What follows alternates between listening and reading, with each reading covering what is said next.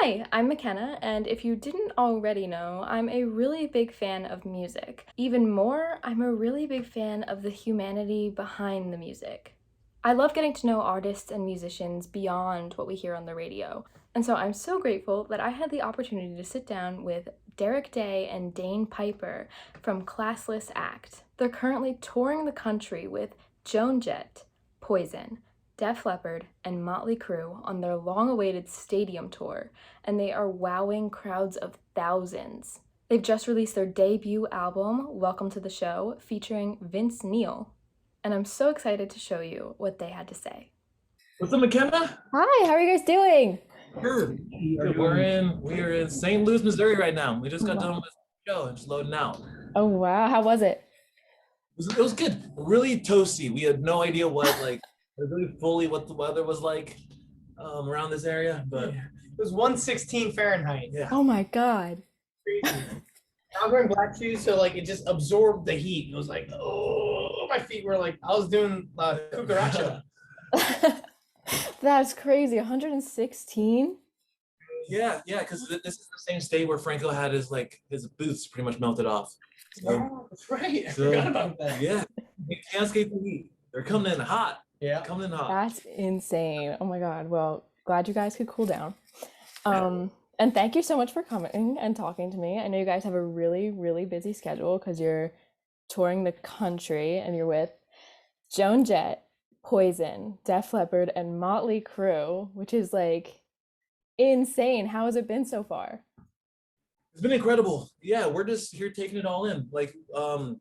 It's pretty like life changing getting to be around all these people that have been huge bands and been in the industry and been running the industry for 40 something years, something like that. Oh, yeah. And so they've really taken us under their wings, and we're just here to learn and rock and do our own thing, you know?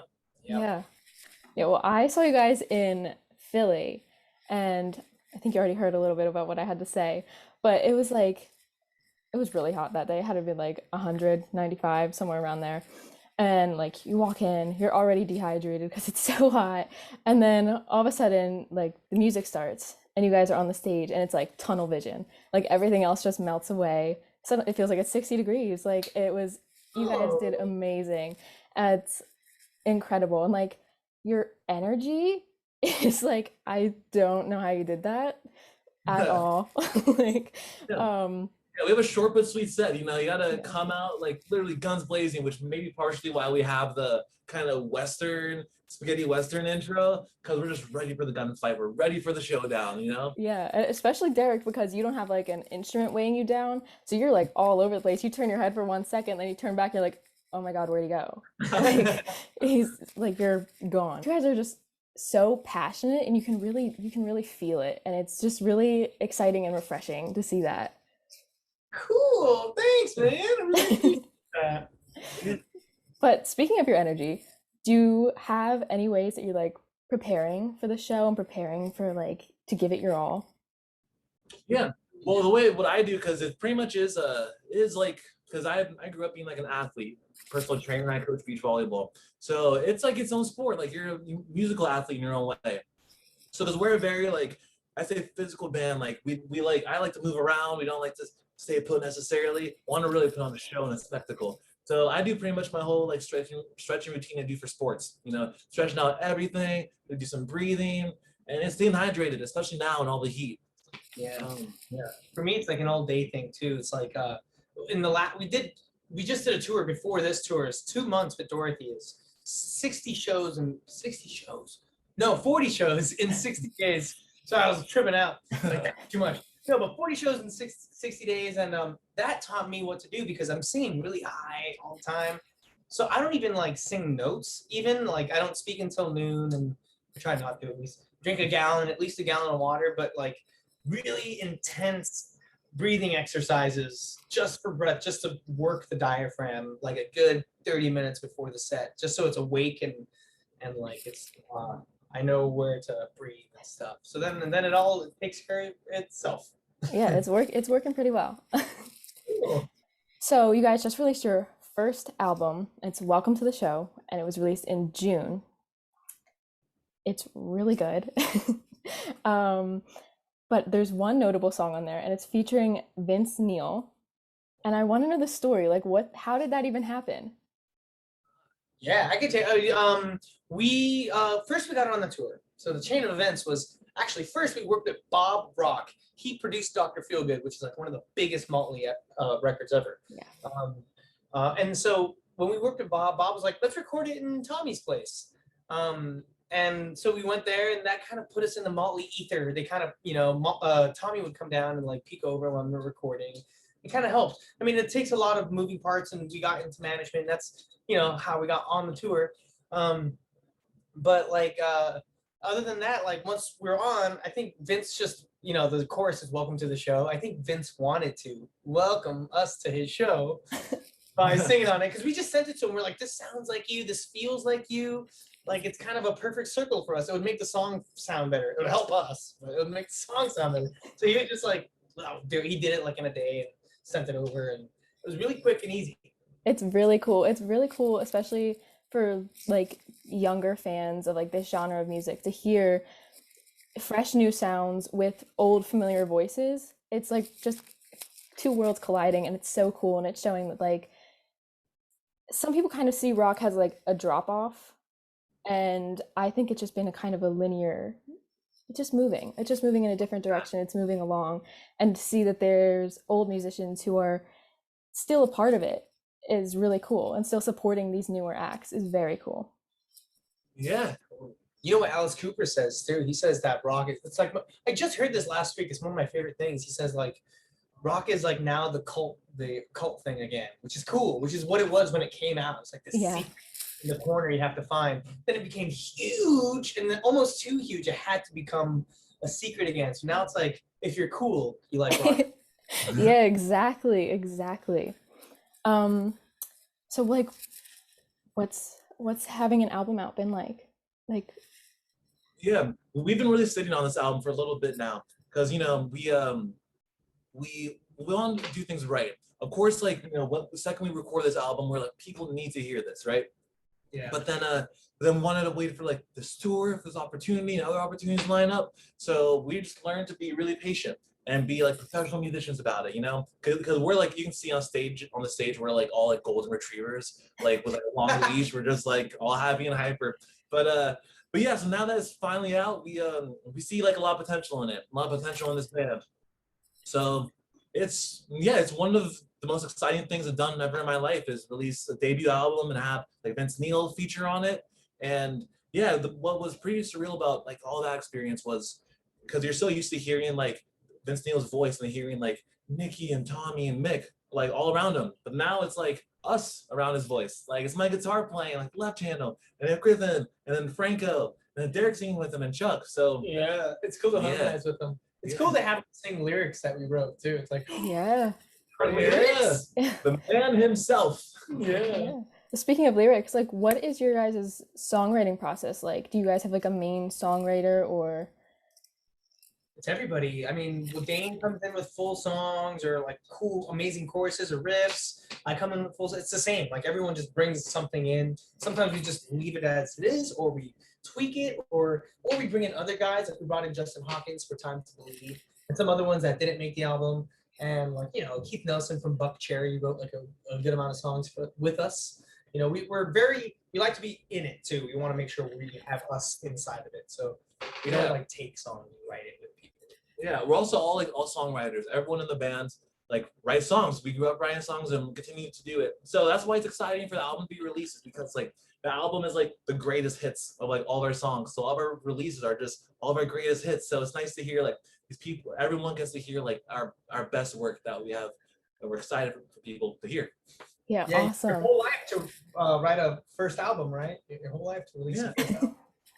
It really is. It's really something. I cannot wait for more people to discover it, and I'll just leave it there. But it's really good. Yeah, you really helped out. You really helped out. Spread a good word about us. Yeah. When I saw it, I was like, is someone paying McKenna? Like, for all that? I'm like, yeah, this is crazy. No, but I will take a check. So. Okay. Oh, Come in the mail. Keep an eye out. Yeah, right. So, but now that we've covered where you guys are now, I kind of want to go back in time a little bit, because I feel like a lot of aspiring creatives and musicians will look at you guys and they're seeing you sharing a stage with legendary bands and they're seeing you release your debut album and they're thinking, that's what I want to do, but I have to make ends meet. I have to work a crappy job. I have to go to school. My parents want me to get a degree. So, but they probably forget that you guys started at the bottom too. What was life like for you before Classless Act? Yeah. So for me, I think for all of us, we wanted to make music happen, kind of have that like drive. So I'll go on the personal level, then I'll make it a general level. So personally, I was at like Santa Monica City College. I was playing volleyball, and I just really wanted to be a musician, but I wanted sports as well in my life.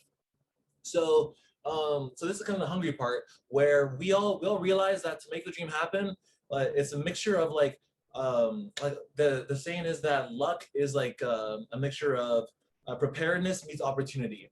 So but the one thing that is in our control is preparedness. So what got me here was that I just posted on Instagram every single day for like 9 months. And I got followers from all over the world, like from South America, Europe, Australia. And then the stroke of luck was when this one woman in Ireland, this one lady in Ireland tagged this band Classless Act in like 20 of my posts saying, "At Classless Act, check this guy out. At Classless Act, you guys need a guitar player." And I'm at the time I didn't know who Classless Act was. And so I was like, "Who's Classless Act?" And the band DM'd me, went out for an audition. Now I'm here. So it's crazy how like someone in Ireland tagged a band who was like a 20-minute drive away from me. And so yeah, that's the one thing I would say for anyone that wants to be a musician or that is a musician and it's like why is life not happening? Then it's just be prepared. It took me a while to get something like this, and you just have to nose to the pavement, you know?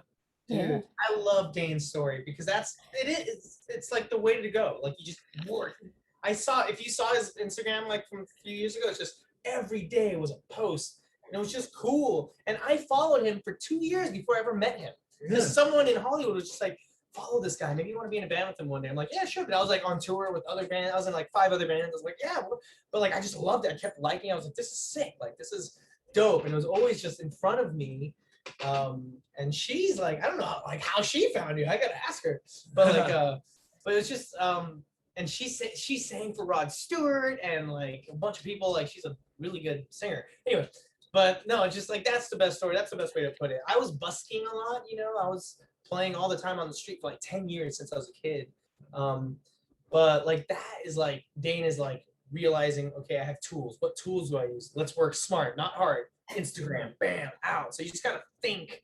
You gotta be prepared, think about it, and be open because you were like, Classless wasn't anywhere back then. No, But he was not at all. open to it. He's like, let's see, maybe because I was in 10 bands. But then Classless was the one. I was like, oh, this is the one. I didn't even know it was the one until like a year in. I was like, oh, this is feeling right. Like this is the one, the good combination, Yeah. Did you guys have like a moment in your life when it just kind of clicked into place and you're like, music is what I want to do? Yeah, totally. Yeah, I think for me it was always something where like we're all music is my main form of expression, right? I feel like kind of to be a musician and to play on stage for whatever many people, like for us, like 25,000 people a few times, you need to have something a little bit like different about you. So then I realized that that like oftentimes I found like the most peace and solace was when I had a guitar in my hands. And I would just be in my bedroom pretending I was playing to a stadium. And now I'm here. Like that, the kitchen sink being like whatever, the merch stand, all this stuff, like that's reality now. So that's it just something inside me. I just wanted that drive to be a touring musician, and now I'm here. And then I put the pieces in place to make it happen. I got a moment. I was like 11, no, I was like 12, and I did like I was just a guitar player, and I was doing what do you call those like town? It's like a talent show. It was a talent show it was Moreno Valley. If you know Moreno Valley, like in California, it's like where all the meth is sold and there's nothing to do there.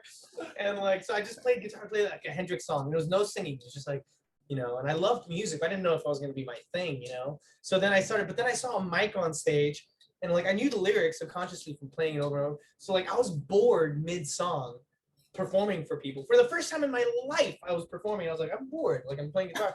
So like, I grabbed the mic and started singing okay-ish and playing guitar at the same time. It was the first time I've ever done anything like it.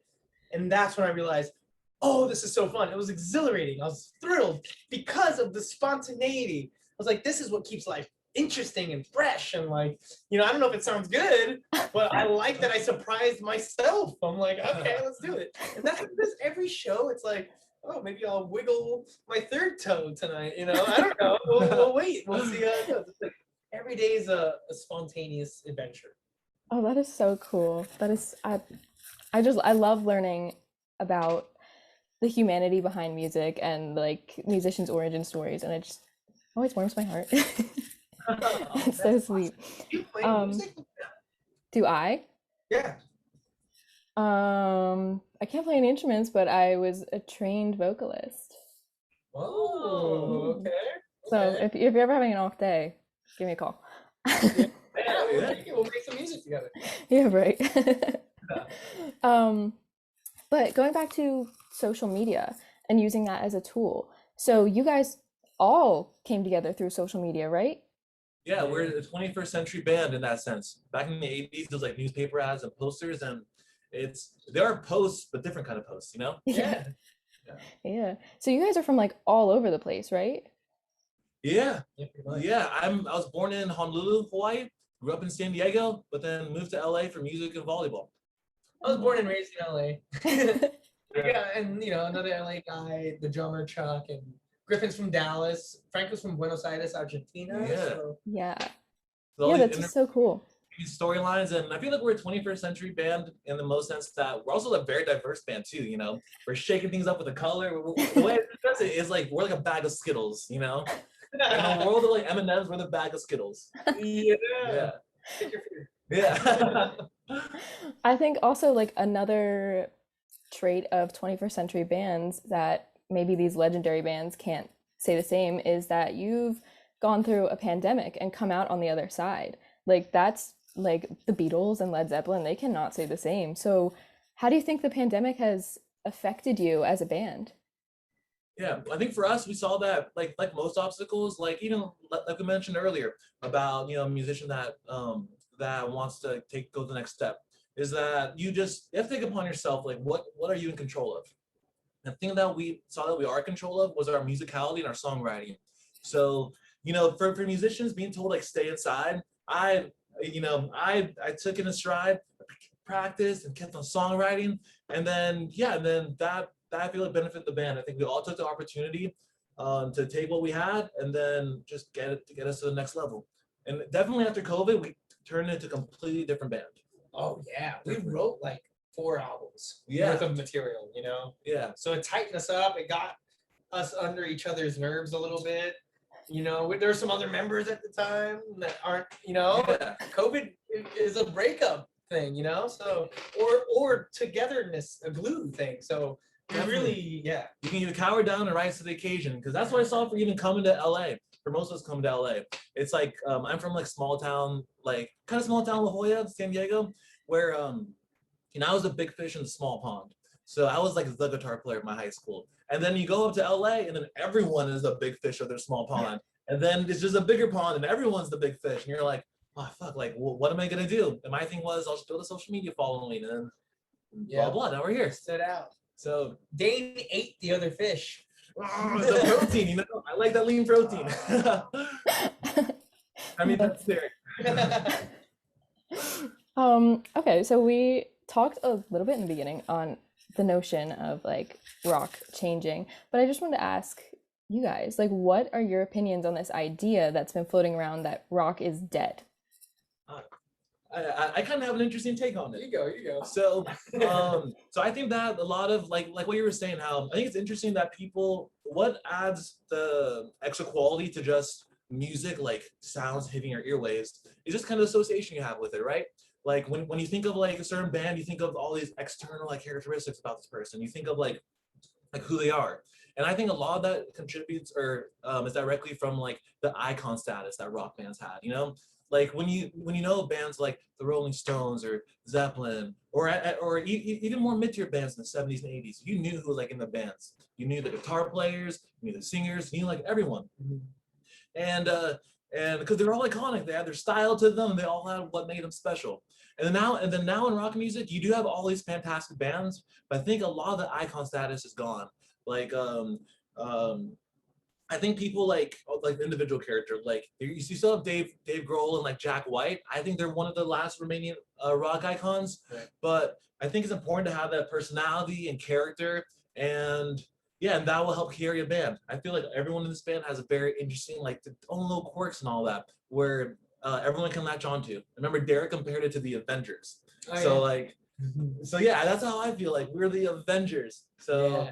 Yeah, we all have our own little iconic personality. And lately, I've been saying the Power Rangers too. The Power Rangers, that's true too. Because the Power Rangers, they make that big robot, Megazord. Megazord, and that's the only way you can defeat the space aliens. But hey, to comment on that question, Rock is dead. So you're saying Rock is almost dead. Yeah, well, there are people touring, and I think like and all that stuff. So like obviously the genre is still alive, but I think that that kind of fun aspect and where people have a kind of extra little like feeling with music, that's definitely transferred to other genres. But I think that rock music as a whole, the passion and energy is still there, but you need to have that little like the little zing to it, and that little sprinkle of salt or special sauce, whatever. I think that's what you need, and I think that's what we got. That's kind of that's what's kind of missing. Yeah. Yeah, I always say it's a joke, but like in Los Angeles, we got like 3 million people living there, and 2.5 million playing rock and roll bands. So rock isn't dead. It's trying its best. You know, it's like look at me. It's like trying to be there, but in like Frank Zappa said, like jazz isn't dead. Jazz, it just smells funny. You know, and maybe that's kind of what's going on right now too. It's like if rock is dead, if it is dead, it's a zombie. You know, it's got this crazy weird don't touch me thing to it. Which I kind of like. Yeah, I like that. Yeah, there are a bunch of rock bands like that, and that's what we still do. I feel like people just need to put in a little more extra effort, like just go to shows and all that. Like that's how we found Chuck. We just all went to we just all went to a show. Yeah, and I saw Chuck, and he was a badass drummer, and we were like in nowhere. Like yeah, in the valley behind the dumpster, there's a punk show. It's like yeah, like a VFW, So that's what I feel like. They're kind of, if people say rock is dead, I feel like that's kind of like on their high horse and not. You kind of have to like dig in the weeds a little bit, because I feel like just saying rock is dead is kind of losing the humanity and like not really even supporting, not even giving people like a chance, like going down to like the Whiskey or even smaller venues like the Redwood we play at. Yeah. Like we saw there weren't that many people there, and people say rock is dead, then you have to show up there. Yeah, but I agree with you though. They need that sprinkle. A lot of these bands suck, dude. They need to kick you know? Yeah, I agree. And I definitely agree that you need to like dig for it now, but it's still out there. Totally. Yeah. But in that same vein, it's definitely not as easy to like climb into the charts if you're doing rock rather than like a pop song. So like what was the drive to choose rock? Ooh. I don't think we chose rock. I think rock chose us. Yeah. Again, existential. Right my heart. Yeah. I think the same way how every genre like innovates. It was already inspired by something, and then you put your own little spin on it, or you kind of take it to the next level. That's what we saw. We were inspired by pretty much all these bands on this bill. And so, yeah, which is amazing being like the first band on this build is that, we kind of give them like the little taster, like we're almost like the hors d'oeuvre, like the little platter to shake things up a little bit. Well, after that, and they go see like Motley Crue, Def Leppard, Poison, like Joan Jett. So, yeah, no, that was well put. I love it. I mean, hey, we all love like everything else. We love funk, jazz, pop, rap. Everyone listens to everything, but it comes out aggressive and distorted. So that's what we're calling. I definitely agree that you guys have like a taste of, these like heavier glam metal like bands, but you also have like a really nice fresh take on it. It's like your own spin. It's like, I don't know, it's just really cool. It's like somewhere between like Black Sabbath and Cinderella, and it's really cool. It's very original. Okay, that's dope. I like that. I love Sabbath. But when it comes to like making your music, do you guys have any particular inspirations or? I'm very influenced by like you said, there's so many guitar players in LA and there's so much of that going on. I actually do. I think of that with music. There's so much music, so I look to like other artists. I like to look at like painters, like Salvador Dali or Vladimir Kush. They're surrealist painters, and paintists. That's not a thing. Or like I love like Jack Kerouac or Bukowski. I read those books. Like they're just so I read one and I'm like, okay, let's write stuff. And but freaking nature, man, like your dog or living a life like there's no bigger inspiration than going through something. We've been through a lot individually, like and yeah, so that's me. Yeah, I think just because I feel like everyone truly is a product of their environment. So the way I think that what makes this band special, because we all come from different walks of life.